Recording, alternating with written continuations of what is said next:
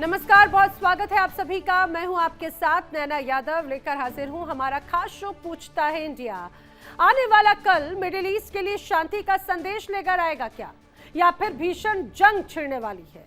इसको लेकर पूरी दुनिया की नजरें लगातार टिकी हुई हैं मिडिल ईस्ट पर। लेकिन उसके पहले जो बड़ी खबर आई वो अमेरिका से है, और वो खबर ये है कि ट्रंप की गद्दी छिनने वाली है। जी हां, डोनाल्ड ट्रंप क्या अब राष्ट्रपति पद खोने वाले हैं? आखिर ऐसा क्यों कहा जा रहा है? इसके पीछे आखिर क्या वजहें हैं? और डोनाल्ड ट्रंप के लिए भी क्या अब उल्टी गिनती शुरू हो चुकी है? बताएंगे आपको। मिडिल ईस्ट में जारी जंग के 38वें दिन भी दोनों पक्ष अपनी पूरी क्षमता के साथ में एक दूसरे पर भीषण प्रहार कर रहे हैं। और इस बीच बड़ी खबर यह आई कि अमेरिकी हमले में IRGC के इंटेलिजेंस चीफ मारे गए। जी हां, इस बीच हॉर्मुज को लेकर भी डोनाल्ड ट्रंप लगातार डेडलाइंस दे रहे हैं। अब मंगलवार तक की डेडलाइन दी है। ईरान के लिए एक तरह से डेडलाइन सेट कर दी है। वो डेडलाइन मंगलवार को खत्म हो जाएगी। ऐसे में अब सभी की निगाहें यही है, इसी बात पर है कि आखिर ट्रंप ने ईरान को जो अल्टीमेटम दिया उसके बाद में ट्रंप क्या करेंगे। ट्रंप लगातार धमकी दे रहे हैं कि ईरान के पास मंगलवार तक का समय है, और अगर उसके बाद भी ईरान नहीं झुकता है तो उसके ऊपर अब तक का भीषण प्रहार होगा। इधर ईरान को ट्रंप की धमकी की जरा भी परवाह नजर नहीं आती, और ईरान अमेरिका के हर हमले का मुंहतोड़ जवाब देने को भी तैयार है। लेकिन इन सब के बीच में खबर में एक बड़ा ट्विस्ट आ चुका है। अमेरिकी राष्ट्रपति डोनाल्ड ट्रंप के एक ट्वीट ने, उस पोस्ट ने ऐसा बवाल मचाया कि ईरान में सत्ता परिवर्तन का लक्ष्य लेकर जंग में उतरे डोनाल्ड ट्रंप खुद की सत्ता गंवाते हुए अब परिस्थितियों में फंस चुके हैं। जी हां, उनकी खुद की सत्ता जाती हुई दिखाई दे रही है। दरअसल डोनाल्ड ट्रंप ईरान को अपशब्द बोलकर बुरी तरह से फंस गए हैं। अमेरिका में अब उनके खिलाफ 25वें संशोधन लाने की मांग तेज हो गई है। कम से कम 5 अमेरिकी सांसदों ने डोनाल्ड ट्रंप के खिलाफ इसे लागू करने की मांग कर दी है। और मान लीजिए अगर ऐसा होता है तो डोनाल्ड ट्रंप की सत्ता जाएगी। डोनाल्ड ट्रंप की जगह JD वेंस अमेरिका के राष्ट्रपति बन सकते हैं, क्योंकि अभी वो वाइस प्रेसिडेंट है अमेरिका के। डोनाल्ड ट्रंप ने दरअसल 4 अप्रैल को अपना एक पोस्ट किया था सोशल मीडिया पर ईरान को लेकर, लेकिन अब इस पोस्ट में उन्होंने जिन शब्दों का इस्तेमाल किया उसको लेकर आपत्ति जताई गई है। आपत्तिजनक शब्दों का इस्तेमाल करने के बाद में वो घिर गए हैं, जिससे अमेरिकी विपक्ष के सांसद भी भड़क उठे हैं। US स्टेट रिप्रेजेंटेटिव बेका बालेंट ने एक पोस्ट में कहा कि ओबामा या बाइडेन ने अगर इस तरह की बात कही होती तो रिपब्लिकन क्या करते ये सभी जानते हैं, उन्हें हटाने की मांग करना शुरू कर देते। उन्होंने कहा, मैं भी ट्रंप को हटाने की मांग करती हूँ। सीनेटर क्रिस मर्फी ने भी एक पोस्ट लिखा। उन्होंने कहा, अगर मैं ट्रंप कैबिनेट का हिस्सा होता तो 25वें संशोधन को लागू करने के लिए मैं वकीलों से बात जरूर करता।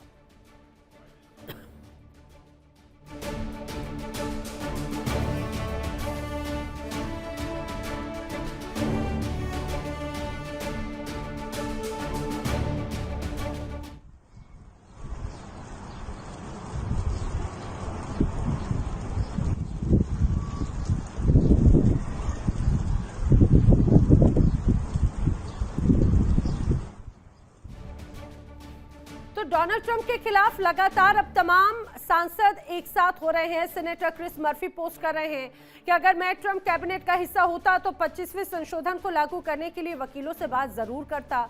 उन्होंने कहा कि डोनाल्ड ट्रंप लोगों की हत्या करने पर लगे हुए हैं। और इसी तरह से कांग्रेस की सदस्य यास्मीन अंसारी ने भी पोस्ट में लिखा कि राष्ट्रपति ट्रंप पागल हो चुके हैं। जी हां, यही शब्दों का इस्तेमाल उनकी तरफ से किया गया, यास्मीन अंसारी की तरफ से। डोनाल्ड ट्रंप पागल हो चुके हैं, उनके खिलाफ प्रस्ताव लाने का यही सबसे सही समय है, क्योंकि ट्रंप की वजह से पूरी दुनिया खतरे में है।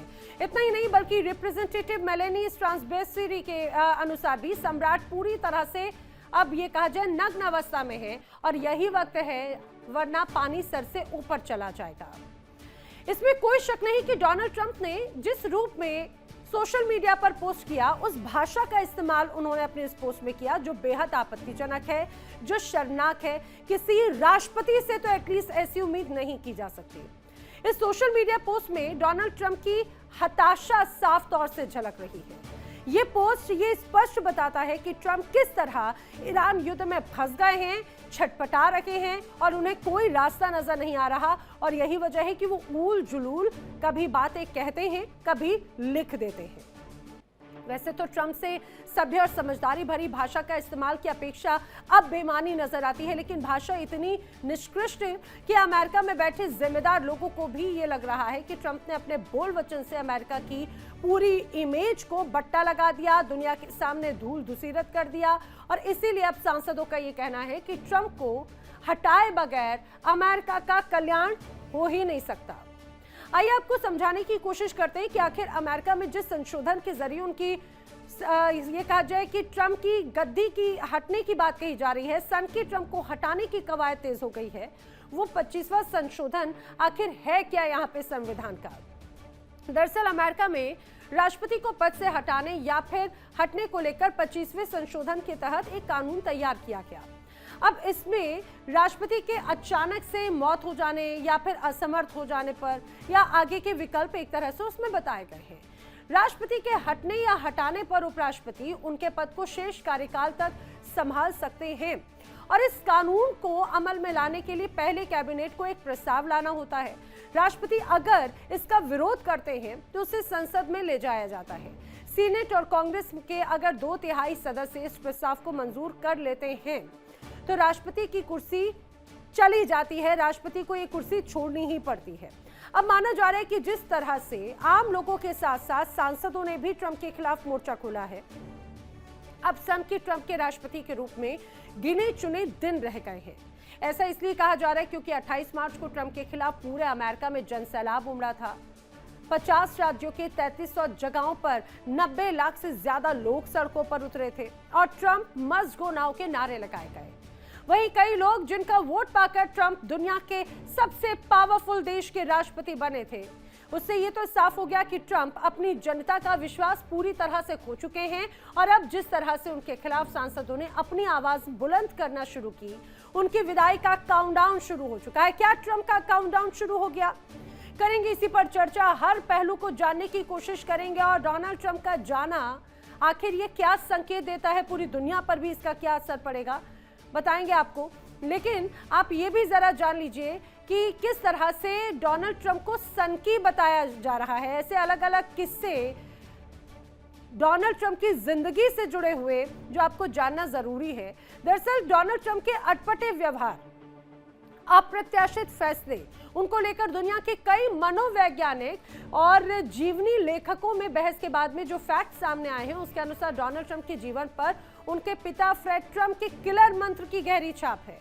कहा जाता है कि ट्रंप के पिता फ्रेड ट्रंप ने बचपन से ही अपने बेटों के मन में ये बात बैठाई थी कि दुनिया विनर्स और लूजर्स के बीच में बटी है। और फ्रेड अपने बेटों को हमेशा ये कहते थे कि तुम्हें किलर और एक राजा बनना होगा। उनके लिए किलर का अर्थ था बेहद प्रतिस्पर्धी, कठोर, कभी हार ना मानने वाला। ट्रंप के बड़े भाई फ्रेड जूनियर पिता की इस कठोर अपेक्षा पर खरे नहीं उतर पाए। डोनाल्ड ट्रंप ने अपने भाई की विफलता से यह सीखा कि पिता का प्यार पाने के लिए उन्हें किलर बनना ही होगा। वहीं कई मनोवैज्ञानिक डॉक्टर जॉन गार्टनर का मानना है कि ट्रंप इस गंभीर विकार से ग्रस्त हैं जिसमें अहंकार भी है, सामाजिक व्यवहार भी है, आक्रामकता भी है और दूसरों को पीड़ा देना भी उसमें शामिल है। वहीं ऑक्सफोर्ड के शोधकर्ता केविन डटन के एक विश्लेषण में ट्रंप को साइकोपैथी के पैमाने पर एडोल्फ हिटलर से भी ऊपर रखा गया। कुछ राजनीतिक विश्लेषक इसे एक रणनीति मानते हैं। उनके अनुसार ट्रंप जानबूझकर खुद को सनकी या अस्थिर दिखाने की कोशिश करते हैं ताकि उनके दुश्मन उनसे डरे रहें, उनके अगले कदम का अंदाजा ना लगा पाए। वहीं उनकी भतीजी मैरी ट्रंप जो खुद एक मनोवैज्ञानिक है, उन्होंने तो अपनी एक बुक में फ्रेड ट्रंप को एक हाई फंक्शनिंग सोशियोपैथ बताया था और कहा कि डोनाल्ड ट्रंप ने अपने पिता के क्रूर व्यवहार को अपनाया और खुद को भावनात्मक रूप से सुरक्षित रखने का एक तरह से प्रयास किया है। तो ये डोनाल्ड ट्रंप की छवि एक तरह से बन चुकी है। अब ऐसे में बड़े सवाल, हार की हताशा में बदजुबानी पर क्या डोनाल्ड ट्रंप उतर आए हैं? सवाल यह, अमेरिका पर अपनी पकड़ अब क्या ट्रंप खोने लगे हैं? ट्रंप के अटपटे और आक्रामक फैसले के बाद में क्या अब उनकी सनकी की छवि बन गई है? करेंगे चर्चा। खास मेहमानों का पैनल मेरे साथ में कनेक्ट हो रहा है, आपको जल्दी से उनसे मिलवा देती हूँ। रक्षा विशेषज्ञ रिटायर्ड कर्नल टीपी त्यागी मेरे साथ कनेक्ट हो रहे हैं। रक्षा विशेषज्ञ रिटायर्ड कर्नल संजीत सिरोही जी मेरे साथ में कनेक्ट हो रहे हैं। विदेश मामलों के जानकार निपुण आलम बायन जी मेरे साथ में कनेक्ट हो रहे हैं। ईरान मामलों के विशेषज्ञ असलम रिजवी जी मेरे साथ में कनेक्ट हो रहे हैं। मेरे साथ अमेरिका से सीनियर जर्नलिस्ट अहमर मस्ती खान कनेक्ट हो रहे हैं। आप सभी का इस चर्चा में बहुत स्वागत है।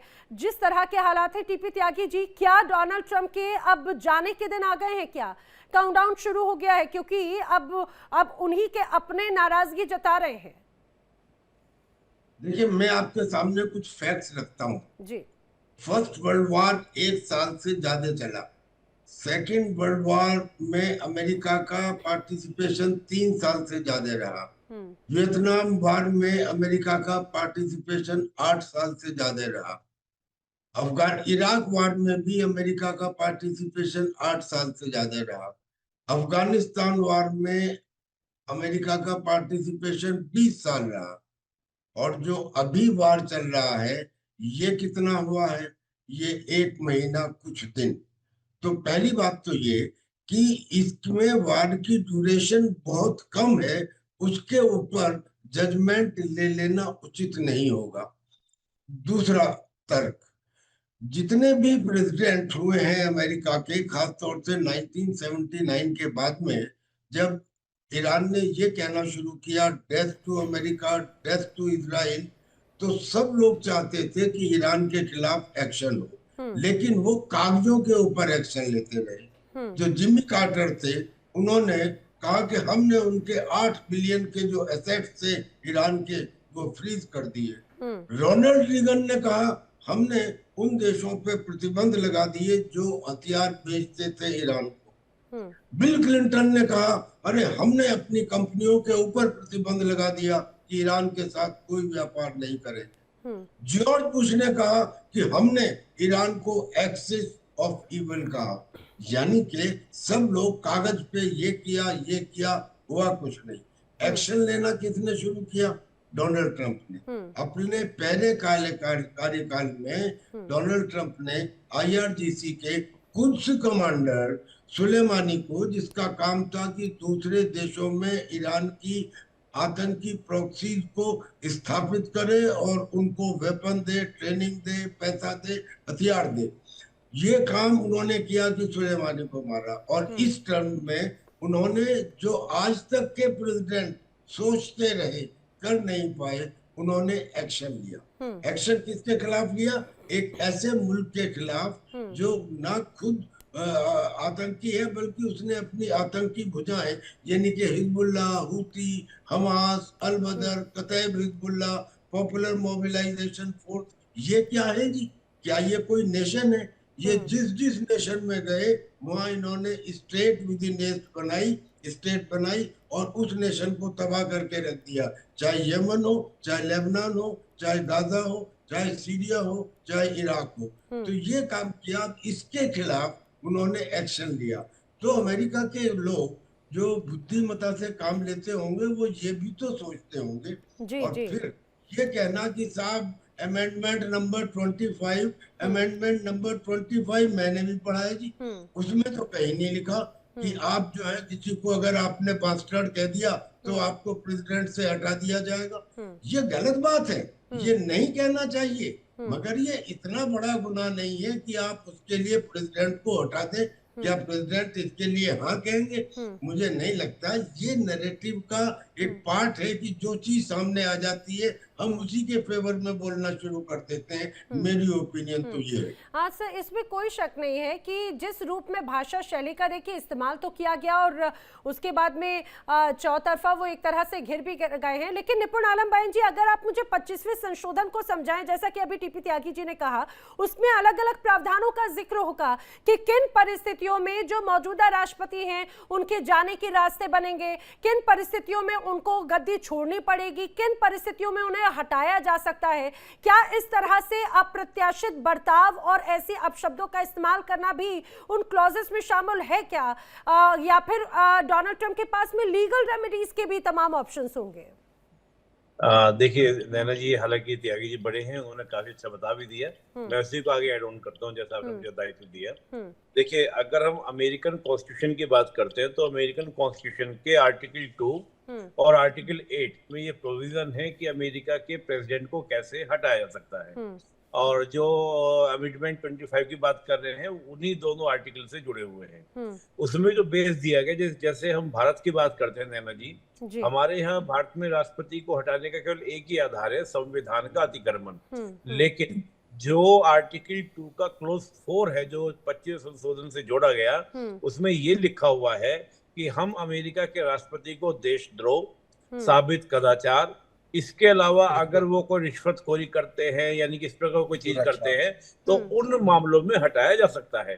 अब यहाँ पर जो आरोप उनके लग रहा है कि बदजबानी उन्होंने की है, गलत शब्दों का प्रयोग किया है, इन सब मामलों में कि साबित कदाचार, यानी कि आप अनैतिक जो व्यवहार करते हैं, उसके ऊपर को हटाया जा सकता है। ठीक है। अब उसकी भी प्रोसीजिंग कोई छोटी नहीं है। उसके लिए भी क्या होगा, जो हाउस ऑफ रिप्रेजेंटेटिव कांग्रेस का है, वहां पर रेजोल्यूशन लाया जाएगा, रेजोल्यूशन को बकायदा वहां पर जांच होगी, और हाउस ऑफ रिप्रेजेंटेटिव जो है सिंपल मेजोरिटी यानी कि आधे से अधिक पास करेंगे। उसके बाद फिर सीनेट में जाएगा, और सीनेट की जो अध्यक्षता करेंगे वो करेंगे हाई कोर्ट के चीफ जस्टिस वहां पर, और वो एक जूरी की तरह काम करता है। वहां 2/3 मेजोरिटी से पास होगा, तब अमेरिका के राष्ट्रपति हटेंगे। अब प्रक्रिया बहुत बड़ी है, छोटी प्रक्रिया नहीं है। पहले भी एक दो राष्ट्रपति के ऊपर, जहां तक मुझे याद आ रहा है, बिल क्लिंटन करके, याद होगा आपको, प्रेसिडेंट हुआ करते थे, उनके ऊपर आरोप लगा था, उनको इस आरोप में लिया गया था। अब प्रेसिडेंट ट्रंप को लिया जा सकता है। देखिए, बात बदजबानी की उतना बड़ा विषय नहीं था। विषय बड़ा ये है कि अमेरिका की जो फजीयत हो रही है इस वॉर में, उसकी वजह से वो ज्यादा गिरते हुए दिख रहे हैं। और सीनेट में 2/3 मेजोरिटी नहीं है डेमोक्रेट के पास में। रिपब्लिकन अगर एंटी कर दे वोट पार्टी का अगेंस्ट जाके, प्रेसिडेंट ट्रंप के अगेंस्ट जाके, तभी वो हट सकते हैं। अन्यथा वहां पर आप देखेंगे तो इस समय डेमोक्रेट की मेजोरिटी सीनेट में नहीं है, क्योंकि सीनेट से 2/3 मेजोरिटी चाहिए। तो मुझे लगता नहीं कि हटाया जाएगा, लेकिन एक मुद्दा जरूर मिला, किसको, वहां पर विपक्ष को, और जो एंटी ट्रंप लोग हैं उनको ये मौका मिलेगा कि वो एक तरह से प्रेसिडेंट ट्रंप को घेरने का प्रयास करें। देखिए, अमेरिका में सभी लोगों की कोशिश ये है कि इस वॉर में अमेरिका ग्राउंड ऑपरेशंस ना करे, क्योंकि ग्राउंड ऑपरेशंस करेगा अमेरिका। देखिए, आप इंटरेस्टिंग देखिए नैना जी, नाटो के सभी कंट्री ने मना कर दिया कि हम नहीं आएंगे, और इजराइल ने भी ग्राउंड ऑपरेशन में जाने को मना कर दिया। इंटरेस्टिंग बात तो ये देखिए, इजराइल ये कह रहा है कि और निपुण जी, बल्कि कहा जा रहा है कि अमेरिका के डोनाल्ड ट्रंप के जो कई आर्मी ऑफिसर्स रहे हैं, वो भी ग्राउंड ऑपरेशंस नहीं करना चाहते हैं। जी, तो जो ग्राउंड ऑपरेशन जाने को लेकर वो विरोध है। अब उस विरोध में अगर रिपब्लिकन भी साथ में आ गए, तो फिर तो प्रेसिडेंट ट्रंप का जाना सही है। और जेडी वेंस जो हैं, वो भी अंदर खाने प्रेसिडेंट ट्रंप के अगेंस्ट हैं। उन्होंने भी ईरान पर अटैक करने का समर्थन नहीं किया था। ठीक है, ये बड़ी बात है। हाँ हाँ, ये देखिए, और यही वजह है कि पिछले कुछ वक्त में हमने देखा है कि अमेरिका के किस तरह से जो कई आर्मी ऑफिसर्स हैं, वो एक एक करके या तो हटा दिए जा रहे हैं या फिर उनसे इस्तीफा ले लिया जा रहा है। अब वो ये कहा जाए कि एक अलग यूनिफॉर्मिटी होती है, वो खुलकर अपनी बात कई बार रख भी नहीं पाते, लेकिन जो सीनेट्स हैं, विपक्ष के नेता हैं, और जो आम जनता है, वो सड़कों पर आ रही है। लेकिन जिस रूप में हालात हैं, तो क्या अमर मस्तिकान जी, आपको ऐसा लग रहा है कि काउंटडाउन डोनाल्ड ट्रंप के लिए भी शुरू हो गया है क्या, इस पूरे युद्ध के साथ में ईरान की व्यवस्थाओं को लेकर? कल की डेडलाइन उन्होंने दी है, काउंटडाउन उसका चल रहा है। कुछ दिनों बाद में क्या डोनाल्ड ट्रंप की कुर्सी के लिए भी काउंटडाउन है ये? आपका बहुत शुक्रिया, नमस्कार। देखें, मैं जैसे कि पहले अर्ज कर चुका हूं, और आप ही के प्रोग्राम में आपके दर्शकों को मैं बार बार बता चुका हूं कि ये जो सदर हैं इंतहाई घटिया तरीन हैं। आपको याद होगा, मैंने बार बार कहा है ये घटिया तरीन सदर हैं तारीख में। इस किस्म के मुझे पता नहीं कि कब इस किस्म का पहले कोई सदर रहा होगा। इस किस्म की जुबान देखें, ये सिर्फ जो वर्ड्स हैं उसकी बात नहीं है। एक इदारे का एक प्रोटोकॉल होता है, एक इज्जत होता है, एक वकार होता है। भाई देखें, इन्होंने ना सिर्फ गंदी जुबान इस किस्म के इस्तेमाल किए, बल्कि दुनिया के 2 अरब मुसलमानों का मजाक उड़ाया। ऐसी अच्छी बात नहीं है कि अगर हम मुसलमान नहीं हैं तो हम कहें कि भाई ये बड़ी बात कोई नहीं है, दूसरे किसी के भी दिल नहीं दुखाना चाहिए इस किस्म से, गलत बात है।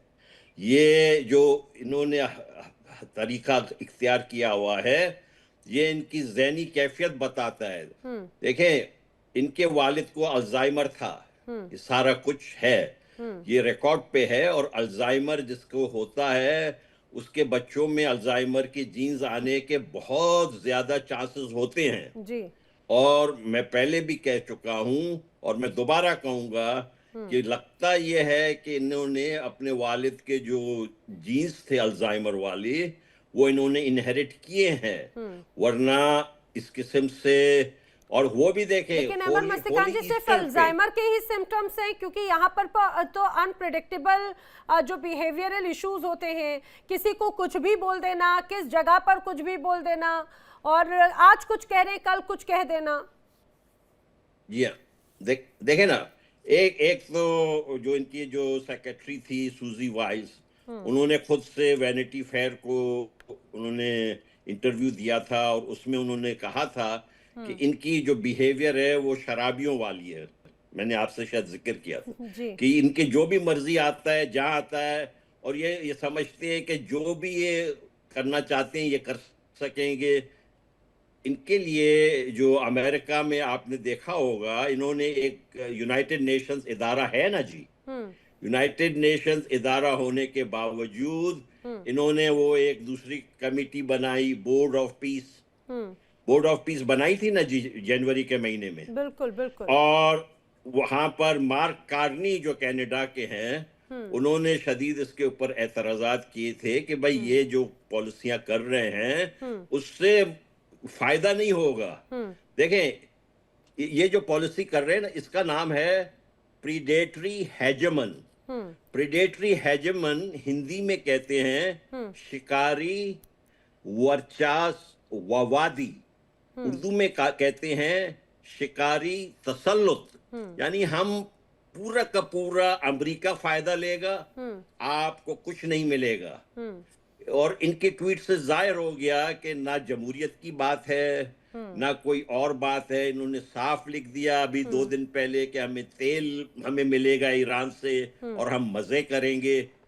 भाई, अगर इस किस्म से दुनिया का सबसे बड़ा जो फौजी ताकत है वो ये करने लगे, माइट इज राइट, और यही तो बात है अहमद मस्तिकान जी, यही तो बात होने लगी कि पहली बात तो ये कि जिन शब्दों का इस्तेमाल किया वो आपने सिर्फ ये डोनाल्ड ट्रंप के इस पोस्ट से ये स्पष्ट हुआ कि वो सिर्फ ईरानी जो टॉप लीडरशिप जिन्हें आप अपना खतरा मानते हैं उनके लिए नहीं, बल्कि एक तरह से आपने तौहीन की है वहाँ की तमाम जनता की, और सिर्फ ईरानियन की ही नहीं, और ये कहा जाए कि तमाम शिया मुस्लिमों की जो पूरी दुनिया में मौजूद हैं उनकी भावनाएं आहत की, और इस बात को, और उसमें एक बड़ी संख्या खासतौर से अमेरिका में भी है। संजीत सिरोही जी, क्या ये वो तमाम ऐसे अलग अलग पहलू हैं जो इस पूरे युद्ध में डोनाल्ड ट्रंप की वजह से अमेरिका को और कमजोर कर रहे हैं? क्या ये एक बड़ी वजह है? और सबसे इंपॉर्टेंट बात ये कि डोनाल्ड ट्रंप का इन केस, मान लेते हैं अभी ऐसी अगर परिस्थितियों की बात करें, अगर डोनाल्ड ट्रंप के जाने की बात होती है तो कहा जा रहा है जेडी वेंस उनकी जगह स्थिति को संभाल सकते हैं, तो क्या हालातों में कुछ बदलाव नजर आएगा? ऐसी कोई उम्मीद है क्या सर? देखिए नैना जी, आपका बहुत बहुत धन्यवाद। आपने अपने चैनल पे और इतने वरिष्ठ जो पैनलिस्टों के साथ मुझे बुलाया और मैं सबको सुन रहा था जी। देखिए, डोनाल्ड ट्रंप साहब ने जो बोला है, और आज नहीं बोला है, वो बोलते ही रहते हैं। एक चीज होती है, जो आदमी बोलता है उसके मुंह से कुछ चीज निकल जाए तो उसको आप जो है थोड़ा बेनिफिट ऑफ डाउट देते हैं, लेकिन जब आदमी कोई चीज लिख के बताता है तो इसका मतलब वो प्री मेडिएटेड है, उसने सोच समझ के उन शब्दों का इस्तेमाल किया है। तो अगर उन्होंने सोच समझ के इन शब्दों का इस्तेमाल किया है जो बदजुबानी है, तो मैं अहमद मस्ती खान के साथ बिल्कुल बात को मानता हूं। ये जो है, ये कहना कि जी इन बातों पे तो कोई इम्पीचमेंट नहीं होती है, ठीक है, आप इन बातों में इम्पीचमेंट नहीं करें, पर इन बातों को आप हल्का नहीं ले सकते हो। एक आप देश के प्रेसिडेंट हो, आपकी वहां की जनता ने इलेक्ट किया है। और नैना जी, जो आपने शुरू में बताया था कि इनको ये प्रॉब्लम है, इनको ये प्रॉब्लम है, इनके फादर ने ये कहा था, मैं कहता हूं अगर ये चीजें अमेरिकन पब्लिक को पहले से पता थी तो बड़े ये दुख की और अफसोस की बात है कि ऐसे आदमी को प्रेसिडेंट चुन कैसे दिया। उनकी पहली ट्रंप में ही पहली जो उनकी टर्म थी उसमें उनका 2 दफे इंपीचमेंट के लिए उनका केस जा चुका था। एक बारी 2019 में गया था जब उन्होंने अब्यूज ऑफ पावर किया था और ऑब्स्ट्रक्शन ऑफ कांग्रेस को किया था जेलेंस्की से बात करके। उसके बाद 2021 में उनके खिलाफ फिर जो है कार्रवाई की गई, जब उन्होंने जो है इंसाइटमेंट ऑफ इंस्ट्रक्शन किया था, जिसमें कैपिटल हिल पे बहुत जनता इकट्ठी हो गई थी। लेकिन वो क्योंकि जैसा आपने बताया 2/3 मेजोरिटी नहीं थी, तो वो जो है पास नहीं हो पाया। तो ऐसा है कि अगर ये आदमी ऐसे शब्द किसी देश के लीडर्स के लिए, चाहे वो लीडर कोई भी हो, अगर ऐसे शब्द इस्तेमाल करता है, तो मेरा ख्याल ये है हम सबको ये बहुत सीरियसली लेने चाहिए। और मैं कह रहा हूँ अमेरिकन जो सेनेट हैं वो अगर इस चीज को सीरियसली ले रहे हैं, वहां के जर्नलिस्ट इस को सीरियस ले रहे हैं, तो मैं I want to compliment them. लेकिन क्या संजीव सिरोही जी, क्या अभी जो आपने कहा पहले इलेक्शंस के वक्त में, क्या डोनाल्ड ट्रंप इतनी मजबूरी बन गए थे कि अमेरिका के लिए या उनकी पार्टी के लिए, या अभी भी? मेरा ये ख्याल है कि ये कहीं ना कहीं जो रिपब्लिकन्स ने गलत आदमी को किया, लेकिन प्रॉब्लम ये थी कि जो डेमोक्रेट के थे कमला हैरिस, वो इतनी स्ट्रॉन्ग कैंडिडेट नहीं थी जो डोनाल्ड ट्रंप को हरा सके। तो वो जो एक ऑप्शन होता है ना कि when there is no option, तो वो नो ऑप्शन वाले केस में डोनाल्ड ट्रंप साहब बन गए। और जिस तरीके से इनकी कार्रवाई, जिस तरीके से बोलते हैं, तो मुझे लगता है कि ये ही is totally, there is some problem with this man, because ये सुबह कुछ कहते हैं, शाम को कुछ कहते हैं, अल्टीमेटम बढ़ा देते हैं, कभी अल्टीमेटम घटा देते हैं। तो इनकी बातें जो है सुन के मुझे ऐसा लगता है कि इनके कोई ना कोई जो है साइकोलॉजिकल प्रॉब्लम है, और उसकी वजह से इनको ये अंदाजा नहीं रहता कि आप किसके साथ। कभी ये मैक्रोन साहब की जो है मिमिक्री करते हैं, कभी कहते हैं कि his wife is not treating him well. ये जो किस्म की बातें, जो आदमी एक प्रेसिडेंट है एक दुनिया में सबसे बड़े मुल्क का, तो मुझे लगता है कि इनका इम्पीचमेंट तो होना चाहिए। और ये चाहे इस बात पे हो, चाहे किसी बात पे हो। और मैं आपके चैनल पे कह रहा हूं, मैं पहले भी कई चैनलों पे ये बात कह चुका हूं कि डोनाल्ड ट्रंप साहब अपना टेन्योर पूरा नहीं करेंगे, इनका इम्पीचमेंट जरूर होगा। जिस हिसाब से ये बातें कर रहे हैं, जिस हिसाब से ये गुस्सा दिखा रहे हैं, एक तरफ ये अल्टीमेटम देख रहे हैं, एक तरफ ये ऐसी बदजुबानी लैंग्वेज इस्तेमाल करे, और दूसरी तरफ ये पीस टॉक्स की बात करे। कौन सा देश इतना जो इज्जतदार देश होगा, ईरान जैसा, वो इनकी बातों का अल्टीमेटम भी सुन लेगा, इनकी बकवास भी सुन लेगा, उसके बाद पीस टॉक्स करेगा। तो नैना जी, आने वाले समय में it will be much better for the American कि इनको इम्पीच किया जाए और जेडी वेंस को ले आया जाए। जेडी वेंस जो है मुझे लगता है एक तो यंग प्रेसिडेंट है, आने वाला उनका फ्यूचर बहुत है, और दूसरा चीज है he is the only man इनके जो है डोनाल्ड ट्रंप की एडमिनिस्ट्रेशन में who was totally against this war from day one. और वो अभी भी जो है बेंजामिन नेतन्याहू के साथ उनकी टेलीफोन पे तू मैं हुई, और उन्होंने जो है बेंजामिन नेतन्याहू को सुनाया कि अमेरिका इस वॉर में जो है आप लोगों ने फंसाया, अदरवाइज इस लड़ाई में हमारा कोई मतलब नहीं था। अभी तो ऐसा लग रहा है सिरोही सर, अभी तो ऐसा लग रहा है कि डोनाल्ड ट्रंप भस्मासुर बन चुके हैं, जो अपने ही कर्मों से, अपने ही नीतियों से, अपनी ही बातों से खुद को भस्म करने पर उतारू हैं। और वो भस्मासुर जो सिर्फ डोनाल्ड ट्रंप की गद्दी नहीं जलाएगा खाएगा, बल्कि अमेरिका की अर्थव्यवस्था और दुनिया को भी एक बड़े मुश्किल वाले दौर में धकेल देगा। अभी तो वो दौर है। लेकिन मैं असलम रिजवी साहब का रुख करते हुए, असलम रिजवी साहब, एक बार फिर से अल्टीमेटम दिया गया और माना जा रहा है कि फाइनल अल्टीमेटम है डोनाल्ड ट्रंप का। देखिए, भले ही उनकी जो बातें हैं उल जुलूल, ये जो शब्दों का इस्तेमाल कर रहे हैं, वो उनके लिए मुसीबत का सबब भले बन सकते हो, लेकिन कई बार उनके यही अप्रत्याशित बिहेवियर जो है वो दूसरों के लिए बड़ा घातक हो जाता है। तो क्या ये कल का जो डेडलाइन सेट की गई है वो बड़ा घातक रहने वाला है क्या? जी नमस्कार नैना जी, आपका भी और आपके ये पूरी टीम का, और जो आपके साथ बहुत ही पढ़े लिखे स्कॉलर्स मौजूद हैं, मैं दिल की गहराई से उनको सलाम करता हूं। नैना जी, प्लीज़ मुझे आज आप 2.5 मिनट घड़ी देख कर दे दीजिए, क्योंकि एक बहुत ही इम्पोर्टेंट बात आपके चैनल के नजरिए से मैं करना चाहता हूं। त्यागी जी मेरे साथ हमेशा कई प्रोग्राम में रहे और चैनल पे भी मैं उनका बहुत सम्मान करता हूं, बहुत इज्जत करता हूं, लेकिन आज जिस तरह से उन्होंने ईरान से रिलेटेड तमाम प्रोफेशनल जो उनके साथ काम कर रहे हैं, जो उनकी हिज़्ब है, उनको आतंकवादी संगठन कहा, इससे मुझे बहुत तकलीफ पहुंची है। उसकी वजह यह है कि हम लोग पत्तों पर निगाह रख रहे हैं, जड़ की तरफ नहीं जा रहे हैं। हमें ये देखना है कि हिजबुल्लाह कैसे वजूद में आई, हिजबुल्लाह पर कितने अत्याचार किए गए आज से 40-45 साल पहले, उनकी औरतों पे कितना जुल्म किया गया। और एक चींटी भी जब हाथी के पैर के नीचे आती है तो वो भी अपना डिफेंस करती है, उसको आतंकवादी आप नहीं कह सकते हैं। हिजबुल्लाह की तारीख पढ़ेंगे तो आपकी आंखों में आंसू आ जाएगा। इस वक्त दुनिया जो है दो हिस्सों में तकसीम हो चुकी है। कुछ कंट्री ऐसे हैं जो अमेरिका के गुलाम हैं और कुछ कंट्री ऐसे हैं जो अमेरिका को नहीं मानते। जो महान कंट्रीज हैं उन्होंने हिजबुल्लाह को या हमास को आतंकवादी संगठन नहीं कहा। मैं अल्लाह का लाख लाख शुक्र अदा करता हूँ कि अल्लाह ने हमें उस मुल्क में पैदा किया है जो किसी का गुलाम नहीं है, ना अमेरिका का और ना ही किसी सुपर पावर का।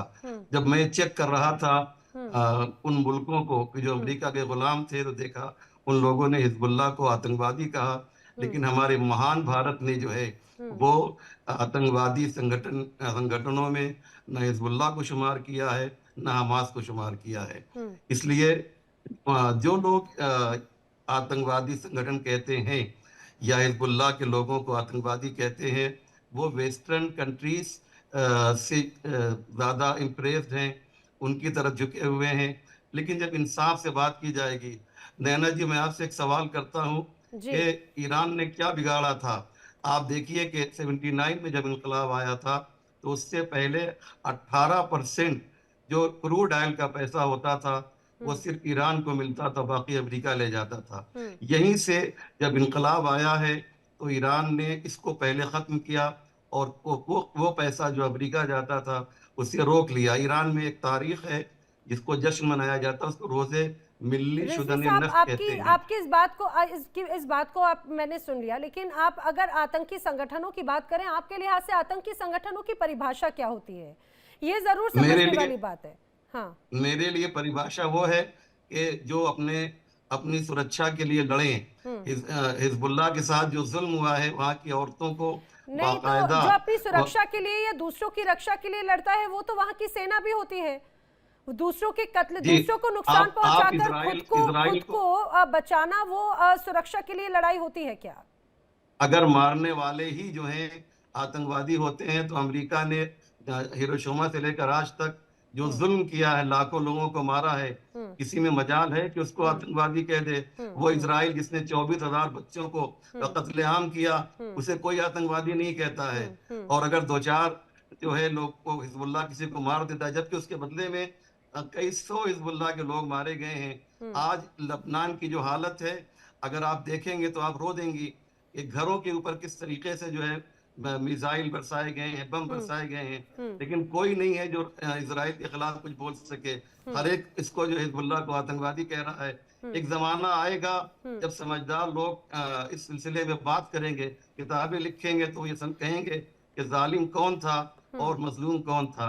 2026 जो है हमेशा याद रखा जाएगा इंसानियत के लिए कि एक सनकी था, एक पागल था, एक दीवाना इंसान था कि जिसने अपने सनक की वजह से जो है हजारों जानों को जाया किया और बहुत बड़ा नुकसान किया। टीपी त्यागी जी मेरे जितने को पैनलिस्ट हैं मैं इनकी बात से सहमत हूँ।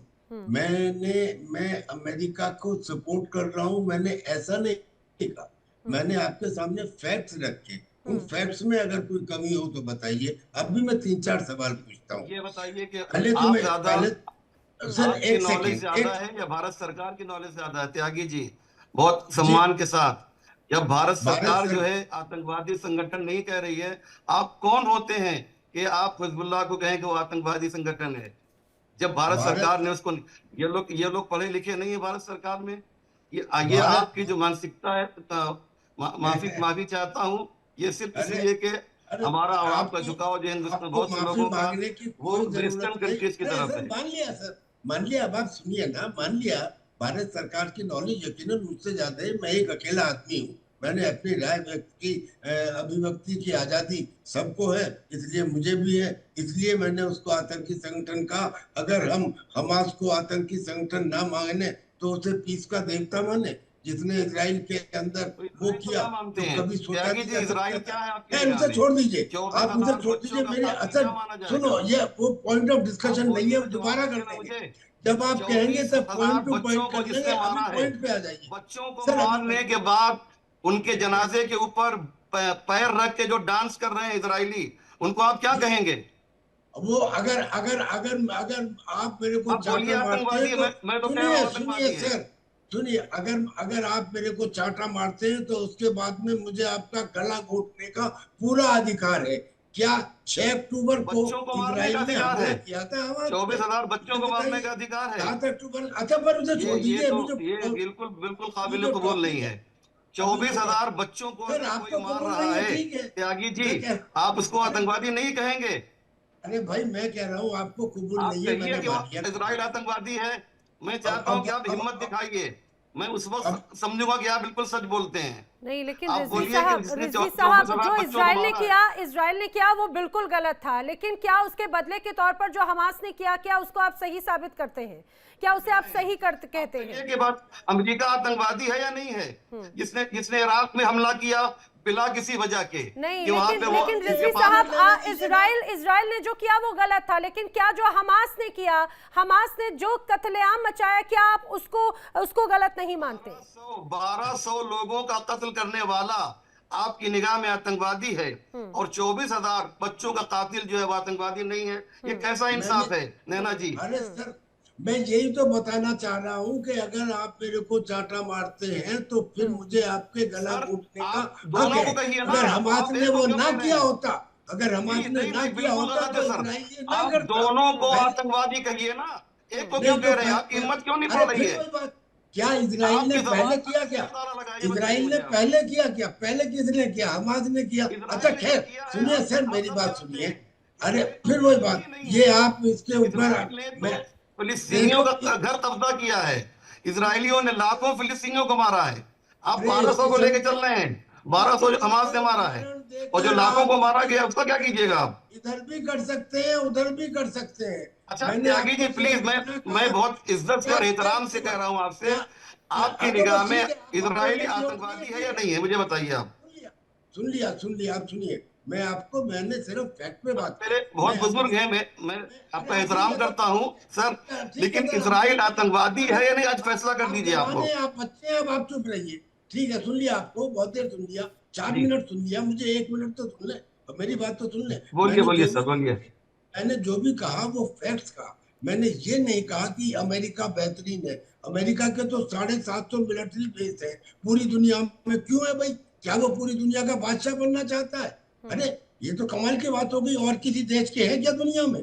तो हम इसे कैसे एक्सेप्ट कर लें? मैं अमेरिका को एक्सेप्ट नहीं कर रहा। मैंने सिर्फ ये कहा कि बदजुबानी, वो जो लेवल उसने 2 शब्द इस्तेमाल किए, क्या उसकी वजह से किसी प्रेसिडेंट को उनकी जगह कोई और होता, क्या उसे हटाया जा सकता है?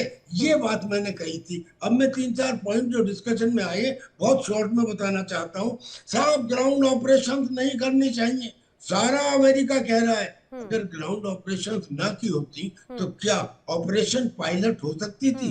जो अमेरिका अपने पायलट को बचा के लाया है, अगर ये ग्राउंड ऑपरेशन नहीं थी तो क्या ये एयर ऑपरेशन थी? इसमें तो ग्राउंड ऑपरेशन थी, और मजे की बात ये सरप्राइज नहीं थी। ईरान ने बाकायदा इनाम घोषित कर दिया था कि अगर कोई उसे पकड़ेगा तो उसे करोड़ों रुपए देंगे, जानबूझ के। क्या पहला पॉइंट कि दूसरे मैंने आपकी बात सुन ली, मुझे इसका जवाब देने दीजिए। ठीक है, अमेरिका ने जो ईरान पे हमला किया, लेकिन सुनिए, मैं बाकी गेस्ट का भी रुक कर रही हूँ, लेकिन बार बार इस बात को लेकर ईरान क्यों अलग थलग पड़ा हुआ है, ये बात भी तो सोचने वाली बात है ना। ये अपने आप में सिरोही जी, बार बार रिजवी साहब को लग रहा है कि जिस तरह से अभी हालात हैं, इजराइल ने जो किया बिल्कुल गलत किया। जो ईरान की तरफ से आतंकी संगठनों को अगर समर्थन दिया गया, या प्रॉक्सीज को समर्थन दिया गया, या ऐसे तमाम समूह जो दूसरे देशों में आतंकवादी गतिविधियों को अंजाम देते हैं, तो क्या उसे क्लीन चिट दे देंगे? नहीं नैना जी, मैं आ रही हूँ मत्स्यकांत जी, आ रही हूँ जी।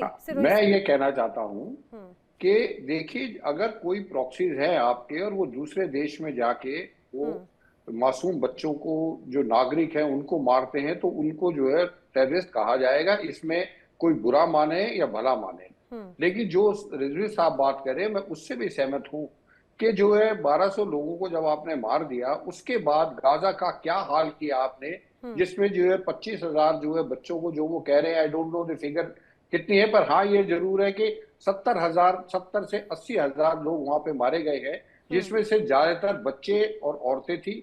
उसके बाद वहां पे पूरे गाजा को जो है पूरा खत्म कर दिया गया है, और वो कैंपों में रह रहे। अभी भी जो एयर स्ट्राइक होती है तो इजराइल का वो भी गलत है। अभी ईरान जो है न्यूक्लियर बॉम्ब नहीं बना सकता, लेकिन इजराइल न्यूक्लियर बॉम्ब बना सकता है, पाकिस्तान न्यूक्लियर बॉम्ब बना सकता है, तो दहशतगर्दी तो पाकिस्तान भी मचाता है।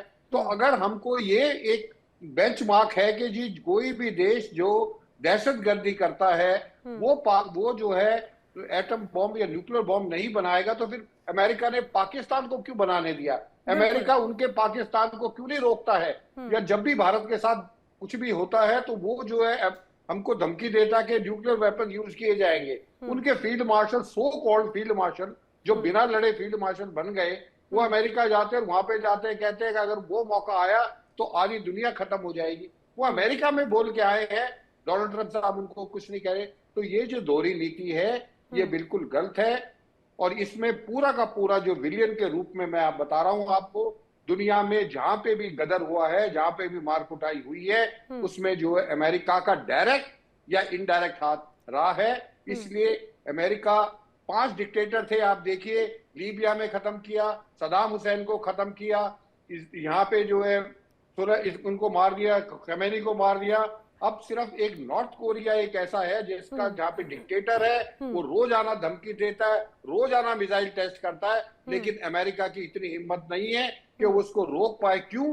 क्योंकि उसके पास न्यूक्लियर बॉम्ब है। इसी तरीके से अगर आज ईरान के पास न्यूक्लियर बॉम्ब होता तो ना अमेरिका हमला करता, ना इजराइल हमला करता। मैं किसी की साइड नहीं ले रहा हूं, लेकिन मैं जो आपको फैक्ट बता रहा हूं कि ये दोहरी नीति नहीं चलेगी। नैना जी जी, इसमें कोई शक नहीं कि दोहरी नीति नहीं चलेगी। अमर मस्तिकान जी कुछ कह रहे हैं। जी, आर यू रिजवी साहब? जी देखें, एक बात तो ये है कि जैसे कि मेरे भाई ने अभी अर्ज किया कि ये 1200 अगर उन्होंने मारे, उसके मुकाबले में आप जाके 75,000 से ज्यादा लोग मार दें, गाजा को बिल्कुल ही मलियामेट कर दें। आज सदन लेबनान में जाकर हजारों लोग इजराइल ने मारे हैं।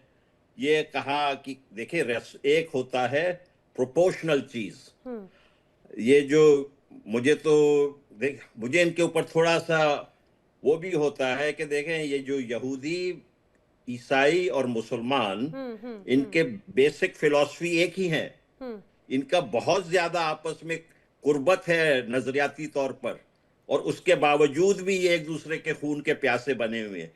इस तरह से जो इंडिया में जो मज़ाहिब है, उनमें इतनी ज्यादा नफरत एक दूसरे से नहीं है। आपके पास देखे, हिंदू हैं, जैन हैं, सिख है, एक दूसरे के इस तरीके से खून के प्यासे तो नहीं है ना जी। लेकिन ये सारे मिडिल ईस्ट में ही पैदा हुए हैं, और इस तरीके से एक दूसरे से नफरत करते हैं जैसे कि पता नहीं कौन हो। ये तो सब सेमाइट हैं, ये बहुत एक दूसरे करीब लोग हैं। और ये देखे, इजराइल गलत है, 90% बाहर से लोग आए हुए हैं। हाँ।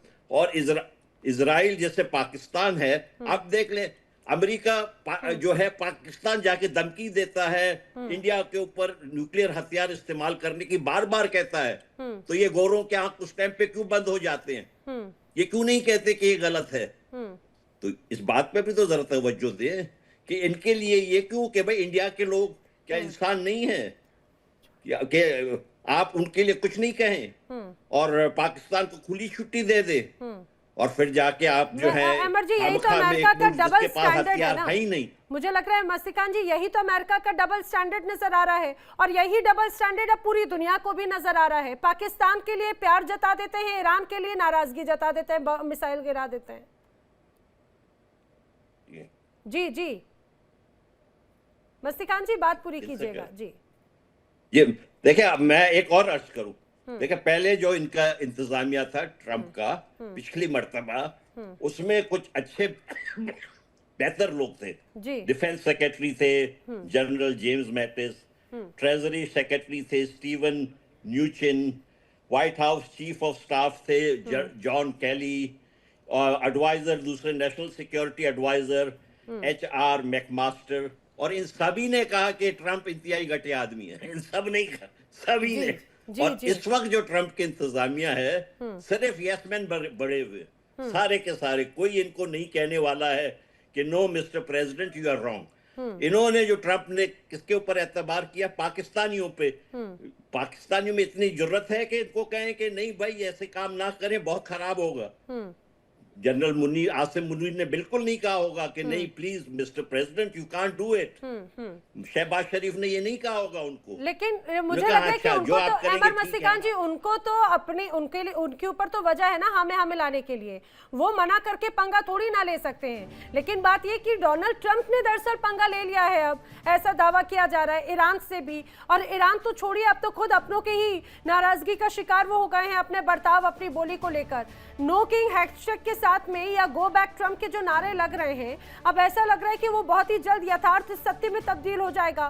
क्या संविधान 25 जो है इनका, अगर वो लागू होता है तो डोनाल्ड ट्रंप की कुर्सी चली जाएगी क्या? काउंटडाउन शुरू हो चुका है, ये बड़ा सवाल है। आप सभी मेरे साथ इस चर्चा में शामिल हुए, आप सभी का बहुत बहुत शुक्रिया। रुक रहे एक छोटे से ब्रेक के लिए। इंडिया डेली अब आपके स्मार्ट टीवी पर भी मौजूद है। इंडिया डेली अब आप लाइव देख सकते हैं इन सभी प्लेटफॉर्म्स पर।